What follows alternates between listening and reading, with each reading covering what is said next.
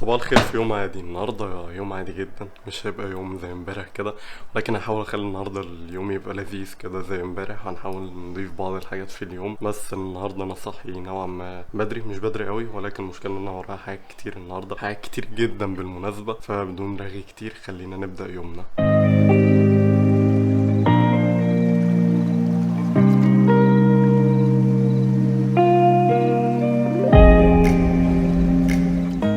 في بداية وقبل أي حاجة طبعا انتوا عارفين لازم أعمل قهوة وأجي، دي أول حاجة في اليوم لازم أبدأ بيها اليوم.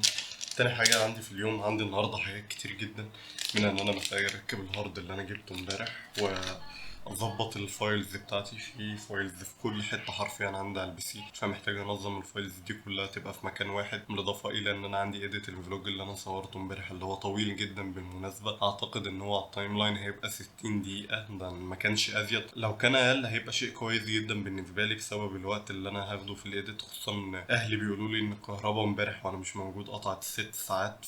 فلو قطعت النهاردة كده أنا مش عارف الفلوج ده هيطلع إمتى، بس إن شاء الله مش هقعد أفكر في الموضوع ده خالص. كل اللي أنا هعمله إن أنا هبدأ شغل إيديتنج على طول، هبدأ في الفيديو على طول، مش هفكر في الكهرباء ولا أي حاجة. ده بالإضافة إلى إن من يوم الأحد الجاي الكهرباء بطل تقطع، فده شيء بالنسبة لي عظيم جدا. فبدون رغي كتير أنا عايز ألحق الوقت بتاع الصراحة. أنا صاحي بدري، مش بدري قوي، ولكن عايز ألحق وقت. يلا بينا.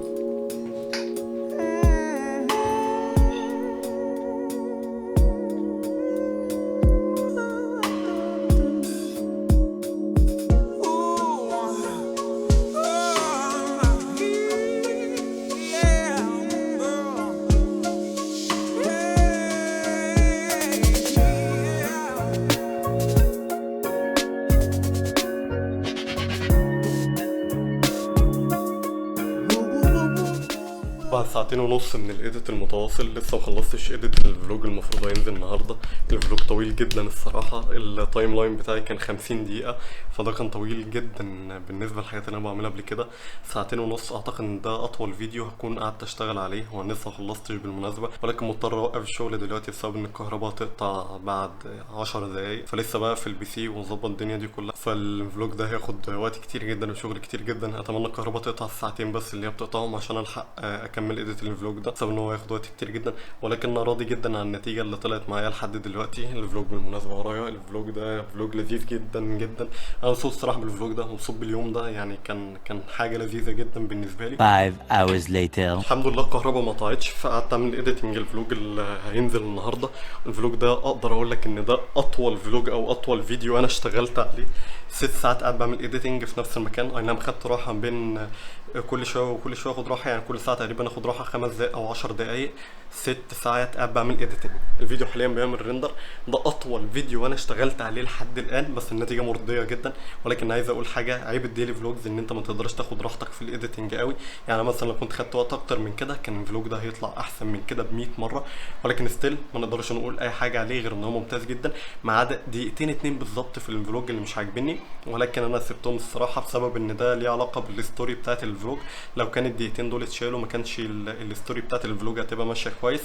ولكن الفلوج هتلاقيه في الاي اللي هنا، لازم تشوف الفلوج ده، الفلوج ممتاز جدا. اقدر اقول لك ان بجد ده من احسن الحاجات اللي انا اشتغلت عليها، من احسن الحاجات اللي انا عملتها. فانا انصح اي حد ان هو يشوفه واستنى رايكم فيه برضو. المفروض ان الساعه دلوقتي 9:15 تقريبا او 9 حاجه زي كده، فاول ما الفيديو ده يخلص ريندر انزل اعمل له ابلود. يا رب يا رب النت يكون شغال ويكون سريع، عشان انا حرفيا هتبهدل جدا لو النت مش افضل حاجه. فاول ما الفيديو يخلص ريندر، انتوا عارفين طبعا الرحله بتاعتنا دي.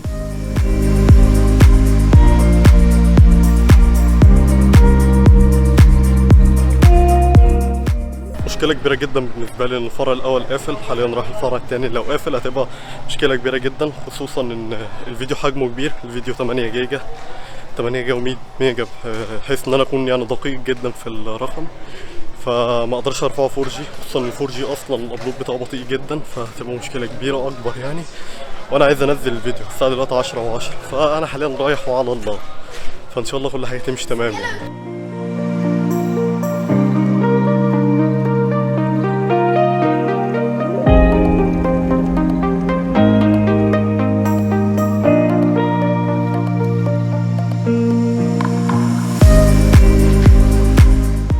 والله من ساعة ما جيت وانا قاعد مع بعملش اي حاجه، قاعد متضايق. مش هقولك ان انا مش متضايق، لا انا متضايق جدا بسبب ان مفيش اي حاجه سهله، بمعنى مفيش اي حاجه سهله حرفيا، كل حاجه صعبه. مش عارف اعمل ابلود الفيديو، مش عارف اصور براحتي، مش عارف اعمل اي حاجه حرفيا، كل حاجه صعبه. بعمل ابلود للفيديو دلوقتي، الفيديو هيبقى موجود على القناه من الساعه 3 لحد الساعه 5 في اي وقت من الوقت ده، لكن في الاغلب هيبقى موجود على الساعه 5. دي حاجه مضايقاني شخصيا، ان انا مش قادر اعمل ابلود للفيديو. بس زي ما قلت قبل كده، او مش فاكر انا قلت ولا لا، هي دي الدنيا، هي دي الدنيا.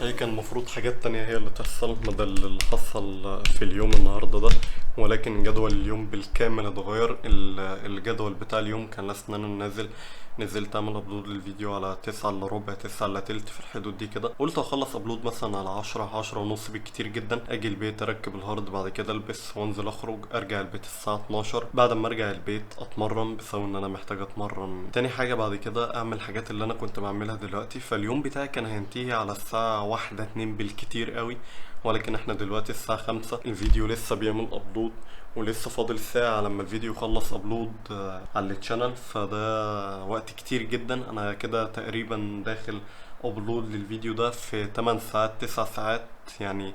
جيت البيت هنا 11 الا تلت، من 11 الا تلت لحد الساعة 5 دلوقتي، ولسه فاضل ساعة، يعني من 11 الا تلت لحد الساعة 6، تقريبا 7 ساعات وتلت حاجة زي كده، او داخلين في 8 ساعات، وده وقت كتير جدا جدا جدا. فانا متضايق الصراحة بسبب الموضوع ده، متضايق ان اليوم بالكامل اتغير. اليوم اتقلب قلبة غبية جدا، اليوم بقى يوم ممل خالص، على العكس تماما. النهارده الخميس، فالخميس بيبقى فيه مغامرات كتير، بيبقى فيه حاجات كتير، فالمفروض ان الجدول بتاع اليوم النهارده كان فيه حاجات كتير الصراحة، ولكن حاجات كتير اتأجلت.